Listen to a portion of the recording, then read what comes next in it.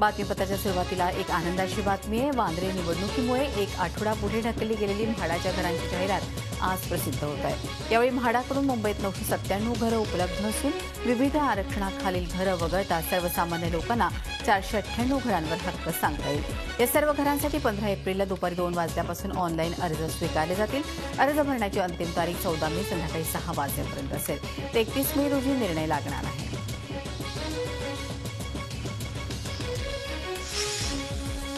औद्योगिक मेळाव्यासाठी सारा जगभर प्रसिद्ध असलेल्या व्हॅनबोर मेसी 2015 मध्ये भाग घेण्यासाठी मुख्यमंत्री देवेंद्र फडणवीस रात्री उशिरा जर्मनीला रवाना झाले। 16 एप्रिलपर्यंत चालणाऱ्या या औद्योगिक मेळाव्यात जगभरातील मोठमोठ्या औद्योगिक कंपन्या सहभागी होतात। पंतप्रधान देवेंद्र फडणवीस आणि उद्योगमंत्री सुभाष देसाईंसह काही सरकारी अधिकारी या मेळाव्याला उपस्थित राहणार आहेत।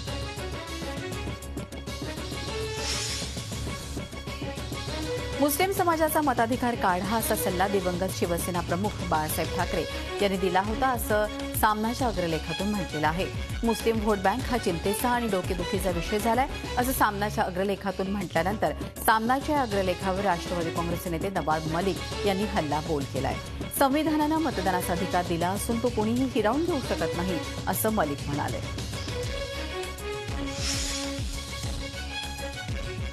मुस्लिम आरक्षण रद्द केल्यानंतर राज्य सरकारच्या विरोधात आंदोलन करण्याचा सूर एनसीपीच्या मुस्लिम आरक्षण परिषदेत उमटलेला आहे। राष्ट्रवादीनं मुस्लिम समाजाला आरक्षण देण्याचा निर्णय घेतला, पण भाजप आणि सेना युतीनं आरक्षण रद्द केलं असं प्रदेशाध्यक्ष सुनील तटकरे यांनी म्हटलंय। आम्ही कधीच भाजप सेनासोबत जाणार नाही असंही तटकरे यांनी स्पष्ट केलंय।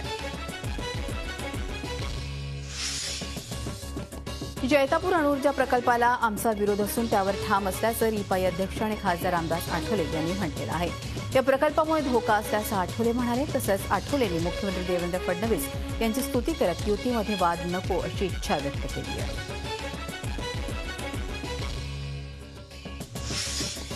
भूमी अधिग्रहण विधेयकाच्या मुद्द्यावर देशभर मोठं आंदोलन छेडणार असल्याचं ज्येष्ठ समाजसेवक अण्णा हजारे यांनी स्पष्ट केलं आहे।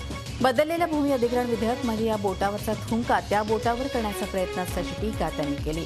दरम्यान टोल सवलतीबाबत राज्य सरकारच्या निर्णयाचं त्यांनी स्वागत केलं। सध्या बदलापुरात नगर परिषदेच्या सार्वत्रिक निवडणुकीची रणधुमाळी सुरू आहे। एक अपक्ष महिला उमेदवार वैशिष्ट्यपूर्ण प्रचारानं लक्ष वेधून घेत आहे। जनकल्याण ऋण संकलन या अनोख्या संकल्पनेतून लोकवर्गणीतून मंगला राय जाधव या निवडणूक लढवत आहेत। परिणामकारक व्यंगचित्रातून त्या मतांसाठी पैसे देण्याच्या वृत्तीवर बोट ठेवत आहेत।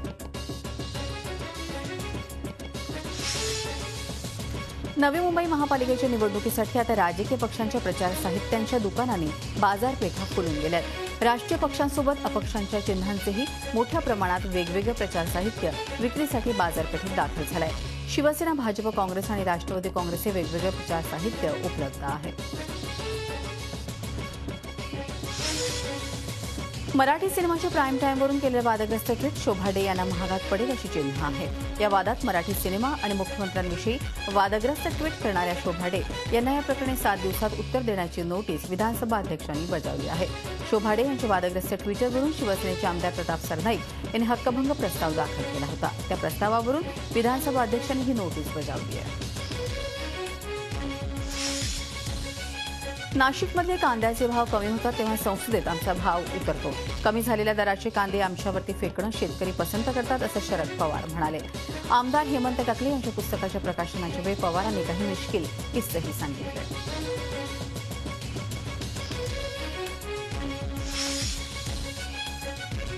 राज्याच्या बहुतांश भागाला शनिवारी अवकाळी पावसासह गारपिटीनं झोडपून काढलं। गेल्या 48 तासात या पावसामुळे आणि गारपिटीमुळे 13 जणांचा बळी गेलाय। वीज कोसळून शुक्रवारी 5 जणांचा तर शनिवारी विविध भागात वीज कोसळून 6 जणांचा बळी गेला। तर इतर 2 दुर्दैवी घटनांमध्ये 2 जणांचा मृत्यू झालाय। राज्यात बीडमध्ये 3, बुलढाण्यात 2, औरंगाबादेत अकोला आणि नंदुरबार जिल्ह्यातील एकाचा समावेश आहे। पुढील 24 तासात मध्य महाराष्ट्र, विदर्भ आणि मराठवाड्यात गारपिटीसह अवकाळीचा इशारा पुणे वेधशाळेनं दिला आहे। अकोल्यात झालेल्या अवकाळी पावसामुळे कांदा पिकांचं मोठं नुकसान झालंय। कांदा पिकाला पीक विम्याचं संरक्षण नसल्यामुळे कांदा उत्पादक शेतकरी संकटात सापडलाय। अकोल्यातल्या शिवापूर गावात शेतकऱ्यांनी 150 एकरावर बीजोत्पादनासाठी कांदा पिकाची लागवड केली आहे। यातील शेतकरी वैकुंठ ढोरे यांनी 3 एकर जमिनीवर कांद्याचं पीक घेतलं, मात्र अवकाळी पावसानं त्यांचं उभं पीक आडवं झालं। नाशिक जिल्ह्यातील नांदगाव आणि मालेगाव तालुक्यातील गावांना वादळी वाऱ्यासह गारपीट अवकाळी पावसाचा फटका बसलाय। अनेक ठिकाणी गारांचा खच साचून कांदा, डाळिंब, आंब्यास फळपिकांचं नुकसान झालंय। अवकाळी पावसामुळे शेतात पाण्याचं तळं साचून कांद्याचं मोठं नुकसान झालंय। शेतकऱ्यांच्या हातातोंडाशी आलेला घास या पावसानं हिरावून घेतलाय। अवकाळी पावसामुळे घराचे मोठ्या प्रमाणात नुकसान झालंय। महाराष्ट्रातील केळीचा आगर असलेल्या जळगाव जिल्ह्यातील रावेर तालुक्यातही गारपिटीचा जोरदार तडाखा बसलाय। गारपिटीमुळे केळीचं पीक उद्ध्वस्त झालंय। चोरवड, अजनाड, आटवाडे, खानापूर, निरुळ या भागात गारपिटीनं मोठं नुकसान झालंय। त्यामुळे केळी उत्पादक शेतकरी मोठ्या आर्थिक संकटात सापडले आहेत। पुढील 2 दिवस राज्याच्या काही भागात पाऊस पडण्याची शक्यता आहे। विशेषतः मराठवाडा आणि मध्य महाराष्ट्रात गारांचा पाऊस होण्याची शक्यता असल्याचा अंदाज कुलाबा वेधशाळेनं वर्तवलेला आहे। 14 एप्रिलनंतर पावसाचा जोर कमी होईल आणि तापमानात वाढ होण्याची शक्यता आहे।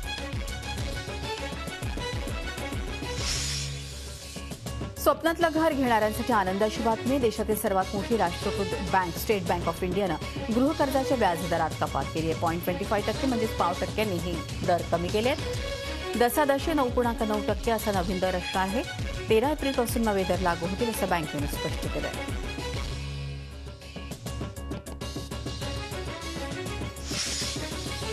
चंद्रपूर जिल्ह्यातल्या कारवा या आश्रमशाळेत दूषित पाण्यामुळे एका विद्यार्थ्याचा मृत्यू झाल्याची घटना घडली आहे। ही एक खासगी अनुदानित आश्रमशाळा असून 150 विद्यार्थ्यांची प्रकृती या दूषित पाण्यामुळे बिघडलेली आहे। या प्रकारची कुठेही वाच्यता न करता आश्रमशाळा व्यवस्थापनानं विद्यार्थ्यांना खासगी रुग्णालयात दाखल केलं आहे। सर्व विद्यार्थ्यांना तडकाफडकी सुट्टी देत बळजबरीनं घरी पाठवण्यात आलं आहे।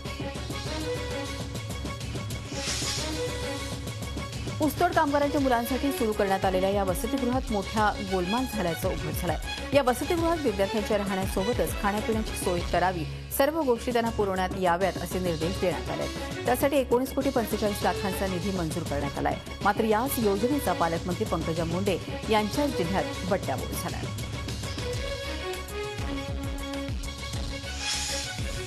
सोलापूरच्या नामांकित मॉडर्न हायस्कूलमध्ये अनधिकृत पैसे घेताना संस्था चालकाची मुलगी माधवी कुलकर्णीला रंगेहात अटक करण्यात आली आहे। माधवी कुलकर्णी संस्थेत क्लर्क म्हणून काम करत होत्या। राम बडीवाले यांनी नातवाच्या नर्सरी प्रवेशासाठी संस्थेकडे अर्ज केला होता। मात्र संस्थेकडून बाडीवाले यांना 7,000ची मागणी करण्यात आली। सोलापूर रेल्वे स्थानक परिसरात चोरीचं सत्र सुरूच आहे। चोरीस सामान्यांना त्रास होत असतानाच त्याचा प्रत्यय कर्नाटकातील एका आमदार महोदयांना आलाय।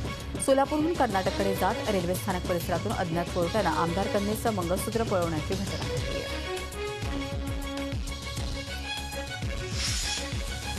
नाशिक जिल्ह्यातल्या मालेगावातील बीएच रायसोनी या पतसंस्थेत सुमारे 2 कोटी रुपयांची फसवणूक झाली आहे। एकूण 63 ठेवीदारांना मुदतीनंतर ही रक्कम मिळाली नसल्यानं या सर्वांनी संचालकाविरोधात छावणी पोलिसात तक्रार नोंदवली आहे। फसवणुकीविरोधात 63 ठेवीदारांनी एकत्रित तक्रार दाखल केली।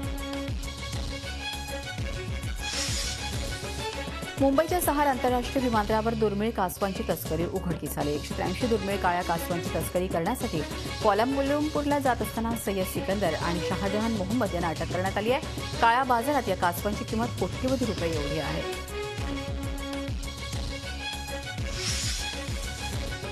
नवी मुंबई पोलिसांनी अवैध दारूसाठा जप्त केलाय। नवी मुंबईत निवडणुकीची रणधुमाळी सुरू असताना पोलिसांनी गस्त घातली असता हा अवैध दारूसाठा हाती लागलाय।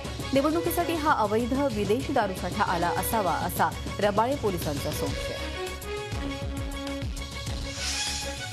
मुंबईत एकीकडे मोकळ्या मैदानाचा प्रश्न गंभीर होत असतानाच अशा मोकळ्या जागांवर अतिक्रमण होत आहे। बोरिवली पूर्व येथील सुमारे 70 वर्ष जुन्या जागेवर मूळ मालकाचं संरक्षक भिंत बांधल्यामुळे बोरिवली पूर्व येथील दौलतनगरातील रहिवाशांनी भारत माता मैदान बचाव आंदोलन केलं।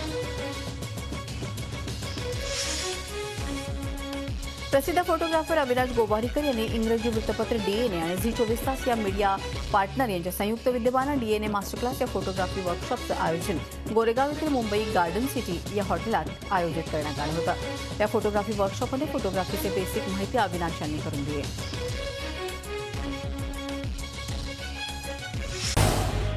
झी 24 तास रहा एक पाऊल पुढे।